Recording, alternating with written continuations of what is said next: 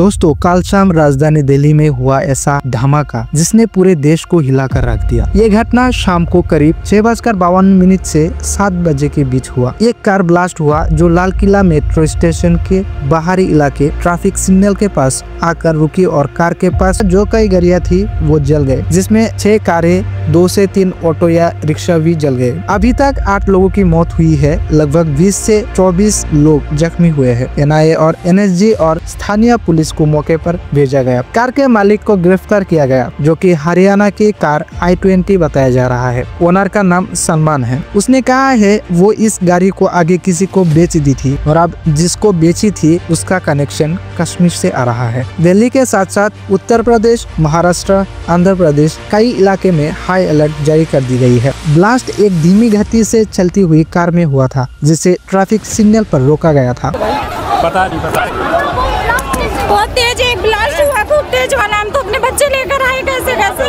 इस इंसिडेंट में कुछ लोग को इंजरीज भी आई है और कुछ लोगों की डेथ भी हुई है। तुरंत जांच होकर नतीजा जो आएगा, जांच हम जनता के सामने रखेंगे।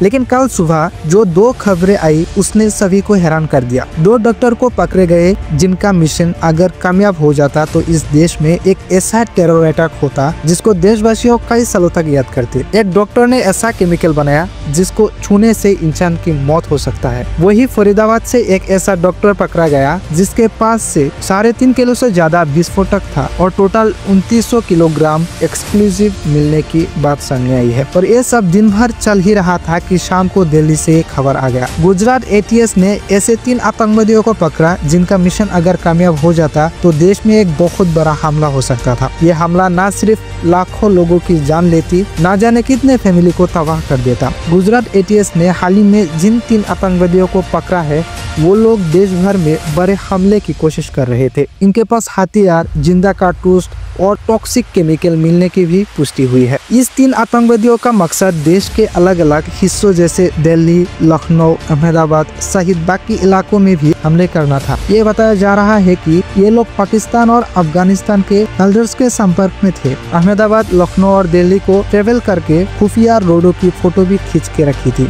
जांच में पता चला इनका केमिकल टेरर अटैक करना था। इस तीनों का नाम डॉक्टर अहमद, मुहिउद्दीन सईद, आजाद सुलेमान शेख और मोहम्मद सुहेल मोहम्मद सलीम खान। मुहिउद्दीन हैदराबाद के तेलंगाना, सलीम उत्तर प्रदेश और सुहेल खान लखीमपुर खेरी उत्तर प्रदेश से था।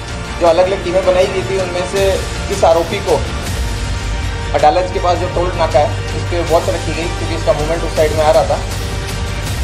वॉच के आधार पर एक आंध्र प्रदेश नंबर की गाड़ी वहाँ से गुजरती हुई मिली, उसको रोका गया, चेक किया गया तो इसमें जो इन्फॉर्मेशन वाला आदमी है सैयद अहमद मोहिउद्दीन, ये हमें मिल गया। पता चल रहा है कि इन तीनों को अलग अलग काम बताया गया था। मोहिउद्दीन पेशे से एक डॉक्टर था जो चाइना से MBBS पास किया था। वही राइसिन बनाने की कोशिश कर रहा था।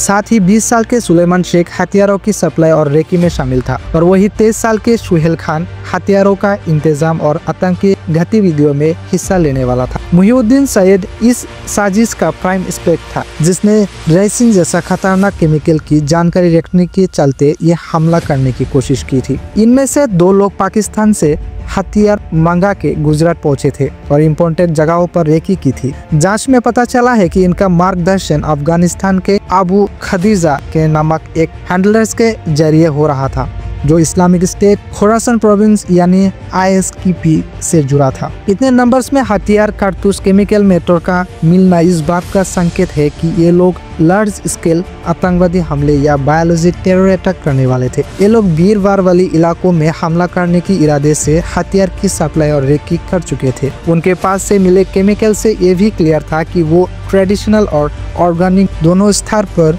आतंकी हमलों की तैयारी में थे। जांच की गहराई में जाने से पता चला पुलिस और RTS ने लगभग 1 साल तक इन सेंडिंग मॉड्यूल्स पर नजर रख रहे थे। तीनों आतंकवादी लगातार हथियारों का सप्लाई नेटवर्क स्टैब्लिश कर रहे थे, जिनकी जानकारी उनके मोबाइल और मैसेजेस से मिली। जानकारी का कहना है कि इनका निशाना किसी मंदिर या ऐसा इलाकों में था जहां ज्यादा से ज्यादा भीड़ हो और नुकसान उतना ही ज्यादा हो। क्या इन पकड़े गए लोगों का कनेक्शन दिल्ली ब्लास्ट से है? ये तो जांच में ही जल्दी पता चलेगा। जांच में पता चलेगा सच क्या है और झूठ क्या है। लेकिन जो डॉट्स कनेक्ट हो रहे हैं वो ये कहा जा रहा है कि Hyundai i20 जिसमें ये ब्लास्ट हुआ है दिल्ली में लाल किले के सामने, उनका ओरिजिनल ओनर था मोहम्मद सलमान, लेकिन उसने इस कार को नदीम को बेच दिया। बाद में नदीम ने भी इस कार को एक डीलर को बेच दी जो फरीदाबाद का था, और एंड में इस कार को खरीदा तारिक ने। तारिक फरीदाबाद में तो रहता था लेकिन ओरिजिनली पुलवामा का था।